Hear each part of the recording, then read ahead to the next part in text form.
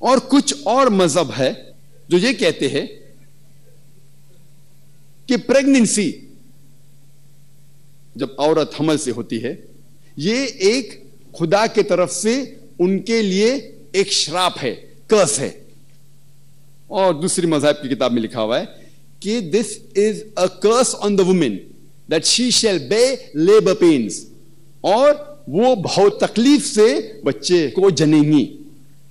دیگر مذاہب کے حساب سے عورت کے اوپر شراپ ہے اور حمل سے جب وہ بچے کو جنمیں گی اور پیدا کریں گی اس کو تکلیف ہوگی, یہ اس کے لیے شراپ ہے. اسلام قطعی اس کو نہیں مانتا. اسلام کے نزدیک عورت کا درجہ حمل کی وجہ سے اونچا ہوتا ہے. Due to pregnancy the status of the woman is reason. اور اللہ تعالیٰ فرماتے سورہ نساء میں سورہ نمبر 4 آیت نمبر 1 میں کہ اس کوکھ کی عزت کرو جس نے تمہیں جنم دیا. اور اللہ تعالیٰ فرماتے سورہ لقمان میں سورہ نمبر 31 آیت نمبر 14 میں کہ ہم نے سارے انسانوں سے کہا ہے کہ اپنے والدین سے اچھا سلوک کرو, اور آپ کی والدہ آپ کی ماں نے بہت تکلیف سے آپ کو جنم دیا اور 2 سال تک دودھ پلائے.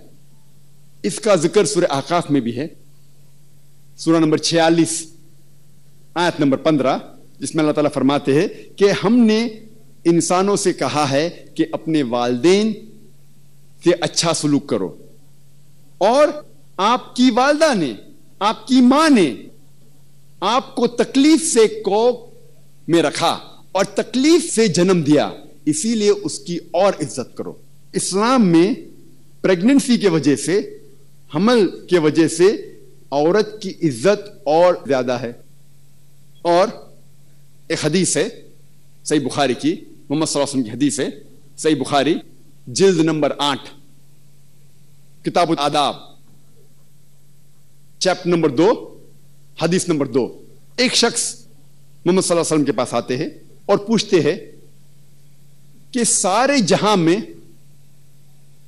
کون سا انسان ہے جس کے ساتھ سب سے اچھا سلوک کرنا چاہیے, کمپیشن اور لو کرنا چاہیے. اللہ کے رسول محمد صلی اللہ علیہ وسلم فرماتے تیری ماں. پھر وہ شخص پوچھتا ہے اس کے بعد کون؟ پھر وہ کہتے ہیں تیری ماں. اس کے بعد کون؟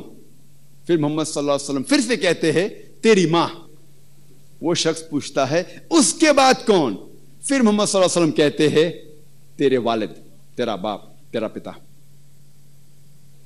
اس سے یہ ظاہر ہوتا ہے کہ 75% 3/4 حصہ کمپیشن, لو, عزت کا جاتا ہے والدہ کو, ماں کو. پاؤ حصہ جاتا ہے والد کو, پتا کو. مختصر سے ماں کو ملتا ہے گولڈ میڈل, سونے کا تمغہ. ماں کو ملتا ہے سلور میڈل, چاندی کا تمغہ. ماں کو ملتا ہے برونز میڈل, تانبے کا تمغہ. باپ کو ملتا ہے صرف کنسولیشن پرائز. یہ